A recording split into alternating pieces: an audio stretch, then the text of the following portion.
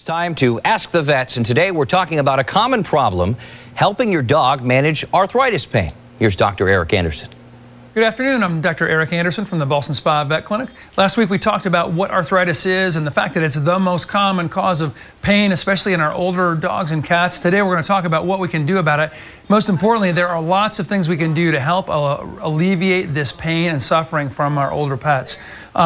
First of all, we want to control the pain and inflammation and get that under control. And we're going to do that with a number of things. But first, let me say, do not give your pets over-the-counter medication without the consent of your veterinarian. Give them a call. Ask them what you want to try to do. Some of those things are okay to use on a short-term basis, but for long-term, you're better off using veterinary-approved drugs.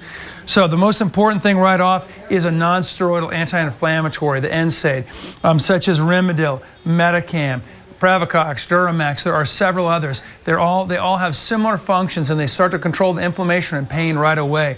We'll use other pain drugs like Tramadol and Gabapentin.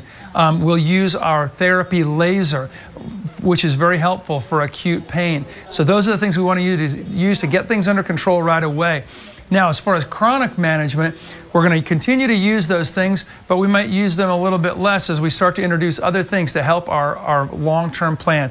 One, a good joint supplement such as the Dasequin. These are the chondroitin and glucosamine supplements that really help. And the quality is important. If you get the real cheap stuff, it doesn't work very well. So it's good to use a very good quality joint supplement. The omega fatty acid, this is the concentrated fish oil supplement, also very helpful. There are foods such as the Purina JM that also have some of these things and are very helpful. So those are good things. All other parts of the chronic long-term management. Weight control is key. If they're overweight, it's going to put more pressure on those joints and have them more arthritic sooner. Regular exercise is important. It helps to keep the muscles strong.